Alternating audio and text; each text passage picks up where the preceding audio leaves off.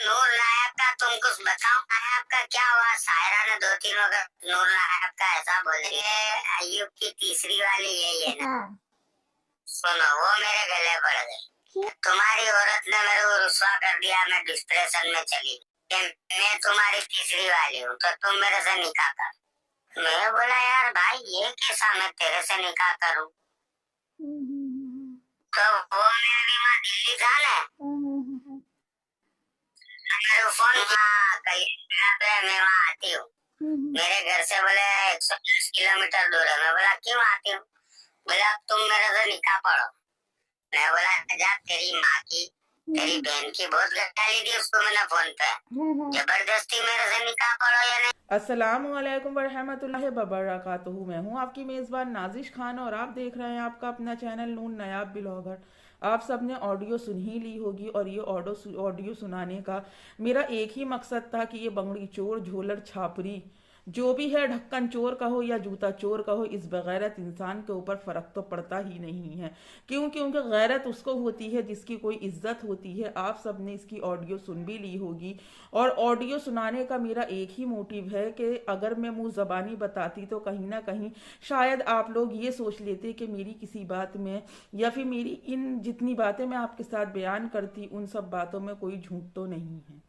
जी हाँ, इस बंगड़ी चोर का यही काम था कि ये सारे यूट्यूबरों को जाकर पहले दरवाजा खटखटाता था, फिर उनके हाथ पैर जोड़ता था, फिर ये कहता था कि मेरे लिए अपने ब्लॉग में बैठकर कभी पासपोर्ट की बात करो, कभी मेरे 15 चमाट की बात करो, कभी मेरे ऐसे की बात करो, कभी मेरे वैसे की बात करो। फिर जो भी यूट्यूबर इसकी फेवर में बात करता था ये उस यूट्यूबर को का दूसरे लोगों के पास जाकर रांड रोना रोता था कि ये यूट्यूबर मेरे साथ शादी करना चाहता है। मैं इस बेगैरत दलाल आदमी से ये पूछना चाहती हूँ जिसकी सारी जिंदगी दलाली में निकल गई, जिस बेगैरत को ये नहीं पता कि उम्र के इस हिस्से पे मैं खड़ा हूँ, मेरी बीवी फुल बेड पर है और मैं 4 बेटियों का बाप हूँ। अगर मैं इस उम्र में आकर शादी करूंगा तो फिर मेरे घर परिवार पर इस चीज का क्या फर्क पड़ेगा। अब मैं इस बंगड़ी चोर से कहना चाहती हूँ कि ए बंगड़ी चोर, अगर तेरी बात में रत्ती बराबर भी सच्चाई है या जो कुछ भी तूने बयान किया है तो उस चीज को अगर अपने एक बाप की औलाद है तो पूरी सोशल मीडिया पर साबित कर, लोगों को बता, लोगों को प्रूफ दिखा कि वाकई जो कुछ भी तूने ऑडियो में अपनी कुत्ते की तरह भौंका है तो उसमें सच्चाई थी या सच्चाई है या आने वाले कल में इसमें सच्चाई होगी। जिस औरत के साथ ये निकाह करके रह रहा है, जो उस औरत को ये इज्जतदार समझ रहा है, क्या उस औरत को पूरा बॉम्बे मलाड मालवानी का बच्चा बच्चा नहीं जानता? अगर ये इतना ही इज्जतदार व शऊर और समाज में और लोगों में बैठने लायक आदमी होता और इसके अंदर जरा सी भी हया होती तो ये हरगिज मर जाता, पर इस औरत के साथ निकाह नहीं करता। पर बगैरत दूसरों की बहन बेटियों के ऊपर सवाल उठाने से पहले अपने गिरेबान में झांक कर ये देख ले कि तेरे गिरेबान में कितने पैमद है। अगर आसमान पर थूकेगा तो उसका तेरा थूका हुआ तेरे ही गिरेबान में आकर वापस गिरेगा।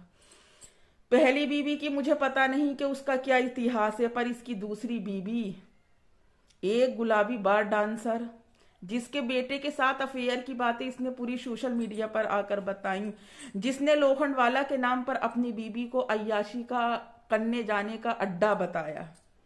अब मैं इस बगैरत से ये पूछती हूँ कि तेरी बीबी इतनी अच्छी है कि इस नकाब वाली का निकाह तेरे साथ करवाएगी?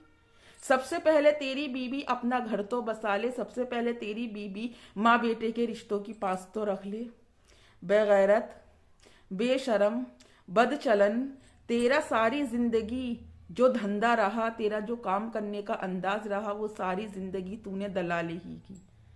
कभी तूने अपनी बेटियों की दलाली की, कभी तूने नंबर 2 का काम करके उसकी दलाली की। अब जिस बीवी के साथ रह रहा है उसकी तो तू पिछले 3 साल से दलाली ही करता आ रहा है। क्यों? तू ही तो कहता था कि ये हमारी मैरिज जो हुई है तो ये कॉन्ट्रैक्ट मैरिज है और ये वीडियो बनाने के लिए ही की थी हमने। सारी बातें भूल गया? और तेरी हिम्मत कैसे हुई मेरे बारे में ये सब उलझुल भौंकने की? कोई सबूत है, कोई पट्टा है, कोई ऑडियो होगी? जिस तरह से तेरी ऑडियो हमारे पास है तो हमारी ऑडियो भी तो तेरे पास होंगी, क्योंकि तू पागल बाबला तो है नहीं। तभी तो तेरी बीबी ने बिल्कुल सही कहा था तेरे बारे में इसके स्विमिंग पूल में बच्चे तुझे नहकर पहना पहना कर नहलाते हैं। बगैरत, तेरी इज्जत उन बच्चों की नजर में भी नहीं है। कौन सी खूबी पर लाइव पर बैठकर लुंगियां उठा उठा कर दिखाता था? इज्जतदार आदमी इस तरह के काम करते हैं। तू इज्जतदार था? मुझे तो कहीं से कहीं तक भी तू इज्जतदार ही, मुझे तू कभी इज्जतदार ही नहीं लगा। वो तो हम जैसे यूट्यूबर जो है ना, तेरे आंसुओं में तुझे दुहाई देता था कि मैं रोजे रख रहा हूँ, मैं तराबी पढ़ रहा हूँ, मैं सारा दिन भागता फिरता हूँ, मेरी जमानत के लिए पैसे नहीं मिले। अरे बेगैरत, अगर तू इतना बड़ा मर्द बन रहा था और तेरी बीबी इतनी बड़ी औरत बन रही थी, तो जब तू दूसरों के आगे अपनी चड्डी गिरमी रखने के लिए जा रहा था, तब तुझे हया शर्म नहीं आई कि चड्डी गिरमी रख रहा हूं? ऐसा ना हो कल इस चड्डी को छुटाने के मुझे वांदे पड़ जाएं और मेरे पास पैसे ना हो। जिसे भी मेरी आज की वीडियो बुरी लगती है तो प्लीज वो हरगिज भी मत देखिएगा। क्यों? क्योंकि जब से मैंने ये ऑडियो सुनी है, तब से मेरे अंदर इस आदमी को लेकर इतना गुस्सा और अफसोस भरा पड़ा है कि ये आदमी किस तरह का आदमी है, जो पहले माँ बहन बेटी बनाता है, फिर उन औरतों के साथ ये अपने रिश्ते जोड़ता है। ऐसा ही मेरी एक और यूट्यूबर बहन है, ऐसा ही इसने उसके साथ भी किया था। पर जब मैंने ऑडियो सेंड नहीं की थी, पर अगर अब जिसके बारे में इसने बोला है, अगर मैं उसकी ऑडियो उसके पास में सेंड कर दूं, तो ये पूरी सोशल मीडिया पर बिना न्याय करके नंगा बच्चा बना घूमेगा। जिसकी बीबी दुनिया भरे की गंदगी साफ करती फिरती है, समझ गए आप लोग मेरी बात को? जिसकी बीबी आए दिन बेडशीटें बदलती फिरती है, उसका आदमी दूसरी औरतों को बैठकर सोशल मीडिया पर इतना गंद भौंकेगा और वो औरतें चुपचाप बर्दाश्त से काम ले लेंगी? अगर इतना ही बड़ा मर्द है और इतना ही बड़ा इज्जतदार और रसूख वाला आदमी है, तो सबसे पहले तेरी बीबी जो बेहया पटाखा बनी घूम रही है, पूरी सोसाइटी को, पूरी मुंबई मालवानी मलाड में तेरी बीबी के नाम के चर्चे हैं, तेरी बीबी के नाम के अखबार और पर्चे हैं, तो कम से कम पहले उन्हें तो क्लीन कर ले। क्या तू भूल गया इस बात को कि वो तेरे निकाह में होने के बाद भी देख दूसरे गैर महरमों के साथ किस तरह से चिपट कर और लिपट कर बैठा करती थी, तेरे पिछवाड़े में कितनी आग लगा करती थी, ये बात तुझसे बेहतर कोई नहीं जान सकता।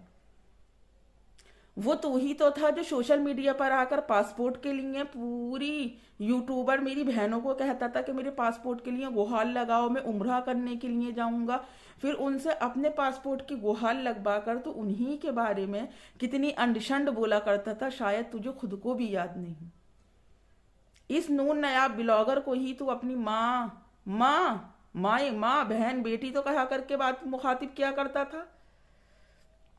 पर तू इतना बड़ा मतलब परस चीटर झोलर, जिसने 15 लाख रेहाना खान बॉस के लिए उसकी बीबी ने उसको बैठकर पूरी सोशल मीडिया पर बदनाम किया, पूरी सोशल मीडिया पर रुस्वा किया, पूरी सोशल मीडिया पर उसके नाम के पर्चे फाड़े। पर वो हयादार इज्जतदार जो तेरी बीबी बनती है, जो कभी झूठ नहीं बोलती, जो 52-55 साल की होने के बाद भी 22 साल का बनना नहीं छोड़ती, तो कम से कम अपनी बीबी के ही गिरेबान में झांक के देख लेता, उसकी औलाद के गिरेबान में झांक के देख लेता।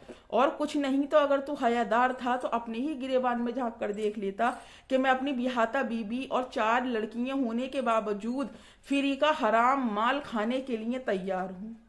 और जब तू कमाने के लिए गया तो ये बता, जब तेरी बीबी उस वीडियो कॉल पर तुझसे बात कर रही थी, तो तेरी गोद में वो हराम का बच्चा किसका लिए बैठा था? किसका लिए बैठा था, मुझे ये बात तो बता। और अगर वो हराम का बच्चा लिए बैठा था, क्यों? क्योंकि तुझे हराम खाने की आदत पड़ गई, हलाल तुझे पचेगा नहीं और मेहनत तुझसे होगी नहीं। क्यों? क्योंकि तूने सारी जिंदगी दलाली की है। और तेरी बीबी कह रही थी कि वो तो काम करने के लिए गया है, मुझे तो लगता नहीं कि कोई तुझसे अपना संडास भी साफ करवाए, या तुझसे कोई अपना हगा हुआ भी उठवाए, या तुझसे कोई अपनी हगास भी उठवा के एक इधर से इधर को रखवा दे। मैंने पहले भी कहा था और अब फिर कह रही हूं कि देख, घंटाक दुनिया के लिए रंटाक, जाने हैं तेरी बीबी ने क्या कहा था कि रंटाक का क्या मतलब होता है? भूल गया सारी बातों को? तू सबके मूलग सबके लिए बोल, पर तू मेरे लिए मत बोल, क्योंकि तेरा ये सोचना कि मैं अकेली हूं और तू मेरा सब कुछ बिगाड़ सकता है और मैं तेरा कुछ नहीं बिगाड़ सकती। जो कुछ भी देख मुझे बोला जाता था, वो इसका ये रीजन नहीं था कि मुझसे जवाब देना नहीं आता। देख, मैं उस गंदगी में को उतरना नहीं चाहती थी, वरना अगर मैं अपने बोलने पे आ जाऊं तो मैं अच्छे अच्छों की बोलती बंद कर दूं। पूरी सोशल मीडिया पर बैठकर वो तू ही तो था जो औरतों को लाइव में आकर गालियां बका करता था, अपनी उम्र का लिहाज भी नहीं किया करता था। तो तू सोच रहा था कि अगर तू उसे गाली बकेगा तो तू नूर नयाब ब्लॉगर को भी गाली बक देगा और नूर चुप बैठ जाएगी। तो तेरी ये गलत फहमी थी। अब ये बता, जब तेरी जमानत के लिए तेरे पास पैसे नहीं थे, जब तेरी जमानत करवाई गई, जिसने तेरी जमानत करवाई उस आदमी के पास तूने क्या चीज गिरवी रखी थी? अपनी इस वाली बीबी को गिरवी रखा था, या पहले वाली बीबी को गिरवी रखा था, या अपनी बेटियों को गिरवी रखा था? तूने किसको गिरवी रखा था? जवाब दे मेरी बात का। तो इतना अच्छा हो गया कि सारी यूट्यूब की औरतें तेरे साथ निकाह करने के लिए तैयार हैं। कोई भी ऐसी औरत ना है जो तेरे लिए नहीं, मतलब मरी ना जा रही है। सब तेरे, तू इतना बड़ा, मुझे तो समझ में नहीं आता कि तू कौन सा खान है, तू कौन सा शेख है, तू या तू कौन सा आदमी है जिस बगैरत को ये भी गैरत नहीं आती कि मैं जिनके बारे में बात कर रहा हूँ वो मेरी बेटियों की उम्र की है, मेरी बहनों की उम्र की है। बगैरत, तेरी माँ ने तुझे तेरे ही बाप से पैदा किया था या फिर किसी आजू बाजू वाले या पास पड़ोस वाले बाप से पैदा किया था? कि नून नयाब ब्लॉगर मेरे सिर पड़ गई कि मैं उससे शादी कर लूं? मतलब पहले खाई अपनी पहली वाली बीबी की, समझ जा तू, फिर खाई दूसरी वाली की, तो मतलब नून नयाब ब्लॉगर की भी खाने का इरादा रख रहा था? जो इंसान बीबियों को इस समाज में और इस सोसाइटी में इज्जत ना दिलवा सके, जिसकी खुद की इज्जत ना हो, जिसके दामाद मार कर निकाल दें, जिस सूरत वाले जिसकी सूरत पे ना थूक सकें, जिसकी पहली बीबी उससे मुंह उठा के ना बात कर सके, जिसका लड़का गलत बयानी से काम ले, तो वो आदमी फिर दूसरों की माँ बहन बेटियों को कहता हुआ कि अच्छा लगता है? जिसे हदीस भी फतवे लगती हैं, जिसे दीन भी जलसा लगता है, जिसे कि हदीस और दीन की गई बातें तकरीरें लगती हैं, वो इंसान के साथ कोई निकाह करना तो बहुत बड़ी बात है। मैं उस इंसान के साथ उस कदम पे कदम ना रखूं जो कदम उसने जमीन पे और मुझे रखा हो, और मुझे इस चीज का गुमान हो कि ये इंसान इस तरफ से गुजर कर गया है। इतना हयादार बनता है, इतना इज्जतदार बनता है, तो इसे अपनी रंगीली, जो बुढ़ापे में तेरी बीबी रंगीलीपन का आतंक जोत रही है, कम से कम उसे तो शांति से बैठा दे। क्योंकि इज्जतदार मर्दों का यही काम होता है कि उनके घर की बहन बेटियों के आंचल न दिखे, उनकी बीवियों का नाम किसी और की जबान पर ना हो। अभी कुछ दिन पहले की ही तो बात है, आज उसे भाई भाई करती है, कल उसे सर सर करती थी। जब तेरे साथ आ गई तेरी बीबी तो उसे भाई भाई करने लगी, और जब तेरे साथ नहीं थी तेरी बीबी तो उसे सरसर कर कर मुखातिब किया करती थी। तेरी बीबी महिला मंडल क्या है, कुछ इसी तरह की तो है तेरी बीबी। भूल गया अपनी बीबी का इतिहास, सब भूल गया। गुलाबी बाल, चाइनीज कुबड़ा, इकबाल, अत्तानी और वो पीटर और उसकी नाजायज औलाद को भी भूल गया। क्यों रे बेगैरत? आइंदा जब भी किसी के पास जाकर मेरे बारे में बोले तो देख 100 बार ये सोचना कि नूर ने कभी भी किसी के फटे में टांग नहीं अड़ाई है। ऐसा ना हो जिससे जाकर मैं बोल रहा हूं वो वापस जाकर उसको बता ना दे। क्यों? क्योंकि मेरा एक ही मोटिव है, मैं अपना रिएक्शन जिस पर देती हूँ सिर्फ उस पर ही देती हूँ। मैं ना किसी के अच्छे में जाती हूँ और ना मैं किसी के बुरे में जाती हूँ, बल्कि तुम दोनों मियाँ बीबी हर वक्त ये मीटिंगें मनाते हो कि रेहाना बॉस को लूट लिया, अब हम दूसरा नंबर किसका है, अब हमें तीसरी पारी में किसका लूटना है। अगर तू हयादार होता ना तो उसका पैसा वापस कर देता, हयादार होता तेरी बीबी तेरा कहना मानती, पर तू तो बेहयाओं का सरदार है।